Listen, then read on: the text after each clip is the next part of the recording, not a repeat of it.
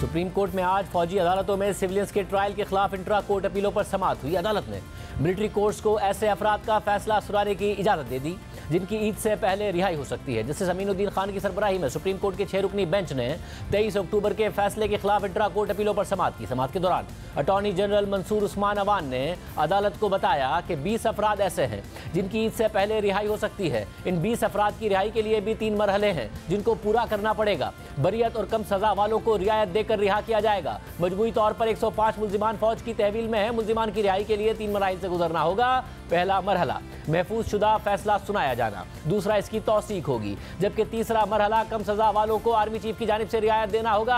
आज समाअत के दौरान अटॉर्नी जनरल ने सुप्रीम कोर्ट से फौजी अदालतों को महफूज शुदा फैसला सुनाने की इजाजत देने की दरख्वास्त की, जिस पर बेंच के सरबरा जस्टिस अमीनुद्दीन खान ने कहा कि अगर इजाजत दी भी तो अपीलों के हतमी फैसले से मशरूत होगी। इस दौरान जस्टिस हसन अजहर रिजवी ने कहा कि जिन्हें रिहा करना है उनके नाम बता दें। इस पर अटॉर्नी जनरल ने कहा कि जब तक फौजी अदालतों से फैसले नहीं आ जाते नाम नहीं बता सकता। जिसकी सजा 1 साल है उन्हें रियायत दे दी जाएगी। इस दौरान दरख्वास्त गुजार के वकील बैरिस्टर एतजाज हसन ने कहा कि अटॉर्नी जनरल की बात सुनकर मायूसी हुई है। आज समाअत के दौरान अदालत ने अटॉर्नी जनरल की सजा मंजूर करते हुए फौजी अदालतों को महफूज शुदा फैसले सुनाने की मशरूत इजाजत दे दी और हुक्म दिया कि सिर्फ उन केसेस के फैसले सुनाए जाएं जिनमें नामजद अफराद ईद से पहले रिहा हो सकते हैं। अटॉर्नी जनरल ने यकीन दहानी कराई कि कम सजा वालों को कानूनी रियायतें दी जाएंगी। फैसले सुनाने की इजाजत अपीलों पर हतमी फैसले से मशरूत होगी। अदालत ने अटॉर्नी जनरल को अमल दरामद रिपोर्ट रजिस्ट्रार को जमा कराने की हिदायत कर दी। समाअत के दौरान जस्टिस मोहम्मद अली मजहर ने अटॉर्नी जनरल से कहा कि कोशिश करें ईद से 3-4 दिन पहले उन्हें छोड़ दें, जिस पर अटॉर्नी जनरल ने जवाब दिया कि जी ठीक है, हम कोशिश करेंगे।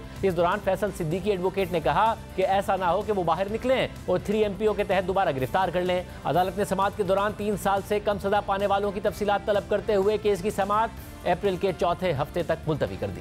इससे पहले 20 मार्च को सुप्रीम कोर्ट के 3 रुकनी बेंच ने 9 मई के 5 मुल्जिमान को जमानत दी थी, जिसका आज तहरीरी फैसला सामने आया है। जस्टिस जमाल बंदूखेल के तहरीरी फैसले के मुताबिक मुल्जिमान पर इल्जामात उमूमी नौयत के हैं। खुशकिस्मती से तोड़ फोड़ के वाकयात में कोई जख्मी नहीं हुआ, ना ही मुल्जिमान से कोई असलहा बरामद हो सका। तोड़ फोड़ में मुल्जिमान का किरदार मजीद तहकीक तलब है। ट्रायल कोर्ट शवाहिद रिकॉर्ड करके ही मुल्जिमान की जिम्मेदारी का तयन कर सकती है। बादियुन नज़र में ऐसे शवाहिद नहीं है कि मुल्जिमान को गैर मुय्यना मुद्दत तक तहवील में रखा जा सके।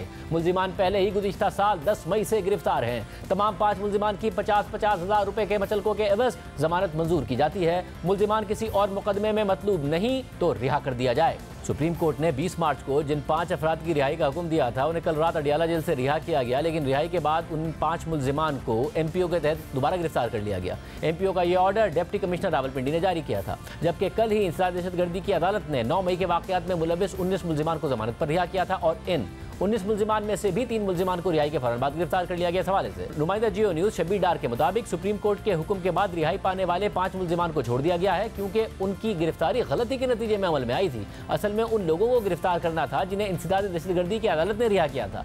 उन 5 अफराद को रिहा करने के बाद उन बकिया 5 लोगों को गिरफ्तार कर लिया गया जिनकी इंसदाद दहशतगर्दी की अदालत ने कल रिहाई का हुक्म दिया था।